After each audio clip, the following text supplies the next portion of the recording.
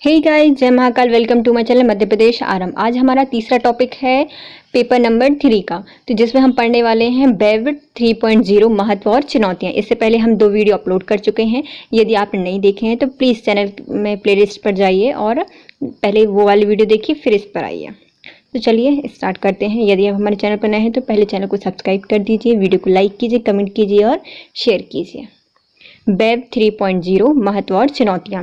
पहले हम उसका संदर्भ लिखते हैं, क्या है ये। वेब इतिहास की आधुनिक पुनर्कथा में विश्व अब पूर्णतः इंटरनेट की तीसरी पीढ़ी में प्रवेश कर चुका है।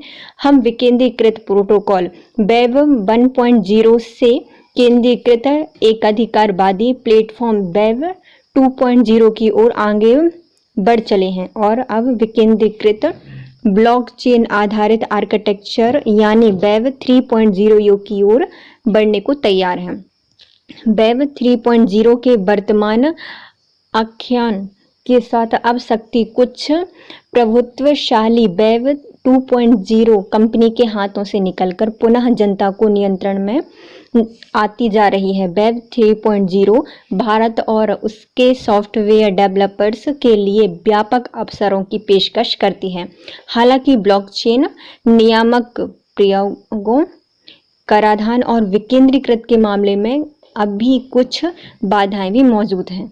यदि भारत इन समस्याओं को सुलझाने में सफल रहता है तो इंटरनेट के आगे मोर्चे के स्थापित होने के साथ भारत के पास एक प्रमुख खिलाड़ी बनने का अवसर भी मौजूद है।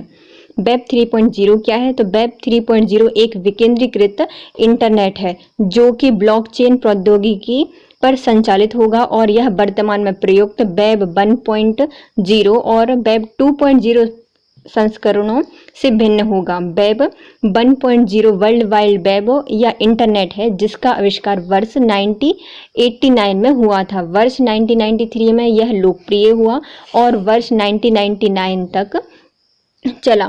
वेब 1.0 के दौरान इंटरनेट प्रायः स्थिर web page, static web page के रूप में संचालित था, जहां उपयोगकर्ता वेबसाइट पर जाते थे और फिर स्थिर सूचना या स्टैटिक इंफॉर्मेशन को पढ़ते थे तथा इसके साथ अंतःक्रियाएं भी करते थे। वेब 2.0 1990 के दशक के अंत में शुरू हुआ और वर्तमान में वेब 2.0 का ही युग चल रहा है। वेब 1.0 की तुलना में वेब 2.0 की विशिष्ट गुण यह रहा है कि यहाँ उपयोगकर्ता कंटेंट का सृजन कर सकते हैं, यानी यहाँ मुख्य रूप से एक सोशल मीडिया प्रयोग की अंतःक्रियाओं का अवसर होता है। वेब 3.0 के उपयोगकर्ता के पास प्लेटफॉर्म और एप्लीकेशन में स्वामित्व हिस्सेदारी होगी, जो अभी से भिन्न स्थिति होगी, जहां विभिन्न प्लेटफॉर्म का नियंत्रण प्रौद्योगिकी क्षेत्र की दिग्गज कंपनियों के पास है। वेब 3.0 के महत्व क्या क्या हैं? क्रिएटर्स और बिल्डर्स की एक बड़ी संख्या अगली पीढ़ी के उपकरणों का लाभ उठाएंगे और इस नई अर्थव्यवस्था में भागीदारी करेंगे। वेब 3.0 विकेंद्रीकृत स्वायत्त संस्थान DAO होने की भावना रखता है और वेब 3.0 एक विकेंद्रीकृत और निष्पक्ष इंटरनेट प्रदान करेगा, जहां उपयोगकर्ता के पास अपने डेटा का नियंत्रण होगा। यह बड़ा प्लेटफॉर्म द्वारा वसूले जाने वाले अत्यधिक किराए को समाप्त कर देगा और आम लोगों को उपयोगकर्ता जनित डेटा के विज्ञापन आधारित मुद्रीकरण के त्रुटिपूर्ण कारोबार मॉडल से मुक्त करेगा, जो आधुनिक डिजिटल अर्थव्यवस्था की पहचान ही बन गया है। वेब 2.0 में इंटरनेट और इंटरनेट ट्रैफिक के अधिकांश डेटा का स्वामित्व या प्रबंधन कुछ अत्यंत बड़ी कंपनियों के पास ही सीमित था, जिसके कारण डेटा गोपनीयता, डेटा सुरक्षा और ऐसे डेटा के दुरुपयोग जैसी समस्याएं उत्पन्न हुई। यहाँ एक निराशा की भावना व्याप्त है कि इंटरनेट का मूल उद्देश्य विकृत हो गया है। इस संदर्भ में वेब 3.0 की चर्चा बेहद महत्वपूर्ण हो गई है। समृद्ध मुद्दे क्या हैं? वेब 3.0 अभी अपने आरंभिक चरण में है और यह वेब 1.0 या वेब 2.0 की तरह शुरू हो सकेगा। यह बात अभी कोई सहमत मतलब इस बात की अभी तक कोई सहमति नहीं है। उद्योग और अकादमिक समूह के शीर्ष प्रौद्योगिकी विशेषज्ञों की ओर से संदेह जताया जा रहा है कि वेब 3.0 उन समस्याओं का समाधान नहीं कर सकेगा जिनकी यह मंशा रखता है। भारत में वेब 3.0 आंदोलन अभी अपनी प्रारंभिक अवस्था में है। ब्लॉकचेन प्लेटफॉर्म की माननीयता और संभावनीय पर अभी गंभीर सवाल मौजूद हैं। इसके अलावा डेवलपर्स द्वारा उपयोगकर्ता का प्रश्न अभी समस्याजनक है और विकेंद्रीकृत डाटा एक स्मार्ट अनुबंध के लिए उपयुक्त परिदृश्य को लेकर पर्याप्त भ्रम मौजूद है।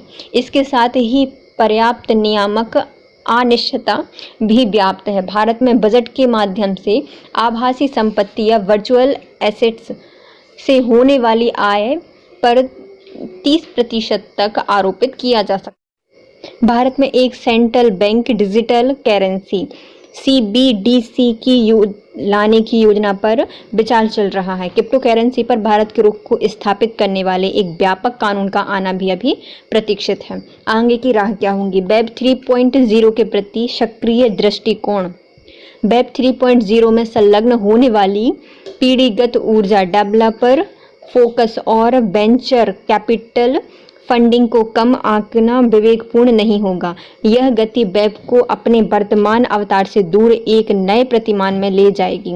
निस्संदेह वेब 2.0 के प्रति दृष्टिकोण काफ़ी हद तक निष्क्रिय रहा था, जिससे बड़ी तकनीकी प्लेटफॉर्म परिदृश्य पर हावी हो गए, जहां search, ecommerce, rider hailing, grocery, social media सभी की पश्चिमी मॉडल का अनुकरण करते हैं। इसलिए वैश्विक वेब 3.0 को आकार देने के लिए एक अधिक सक्रिय दृष्टिकोण अपनाने की आवश्यकता है। वेब 3.0 संरचना के विकास के लिए मुख्य आवश्यकताएं। प्रौद्योगिकी दृष्टिकोण से वेब 3.0 के लिए वर्तमान संरचना में एक संलग्न विचलन की आवश्यकता होगी, जहां fund and middles layer and bank and मौजूद फंड एंड मिडिल लेयर और बैक एंड मौजूद होंगे। इस ब्लॉकचेन के प्रबंधन, ब्लॉकचेन के डाटा के सुदृढ़ीकरण और सूचीकरण, पीयर टू पीयर कम्युनिकेशन आदि के लिए बैक एंड सॉल्यूशन की आवश्यकता होगी। इसी तरह मिडिल लेयर, जिसे business rule layer, middle layer जिसको बिजनेस रूल्स लेयर भी कहा जाता है, को ब्लॉकचेन आधारित बैक एंड को संभालने की आवश्यकता होगी। भारत के लिए अवसर। वेब 3.0 पूर्व के डिजिटल आर्किटेक्चर का आमूलचूल परिवर्तन लेकर आएगा। आगे कुछ वर्षों में नए कारोबार मॉडल विकसित होंगे और साथ ही उपयोगकर्ता की आवश्यकता की पूर्ति के लिए बहुआयत में विकेंद्रीकृत ऐप्स विकसित होंगे। इसके अलावा मापनीयता और स्केलेबिलिटी की समस्या को हल करने के लिए बड़े पैमाने पर प्रयास करने की आवश्यकता होगी।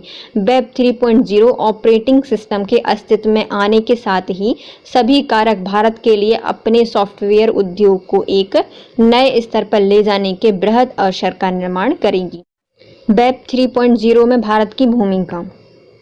भारत में वेब 3.0 अपने तीव्र विकास, प्रतिभाशाली और युवा उद्यमी और प्रौद्योगिकीविद को आकर्षित करने की इसकी क्षमता और बड़े पैमाने पर भारत को प्रभावित करने की इसकी क्षमता के मामले में फिनटेक के समान है। हालांकि राज्य और बड़ी टेक कंपनियों के बीच एक स्वामित्व तनाव मौजूद है, जहां दोनों वेब 3.0 के लक्ष्यों के विरोध में प्रकट होते हैं। यहाँ क्रिप्टो करेंसी को विनियमित किए जाने के अलावा बहुत कुछ किया जाना है। पहले ही परिकल्पित राष्ट्रीय ब्लॉकचेन फ्रेमवर्क को सतत बनाने और अंगीकृत करने को प्रेरित करने वाले उपयोग मामलों के साथ तैयार करने की आवश्यकता होगी। नवघोषित CBDC को भारत में समग्र वेब 3.0 महत्वाकांक्षा और IT सेवाओं एवं डेवलपर परितंत्र के संदर्भ में स्थापित करना होगा, जिसके साथ ही विनियामक क्षेत्राधिकार और कराधान से संबंधित असंख्य पेचीदा मुद्दों को हल करने की आवश्यकता होगी। Thank you so much guys. यदि आपको वीडियो थोड़ा सा भी हेल्पफुल लगा है तो प्लीज़ वीडियो को लाइक कीजिए, कमेंट कीजिए, सब्सक्राइब कीजिए और चैनल को शेयर कीजिए। Thank you so much. Have a nice day.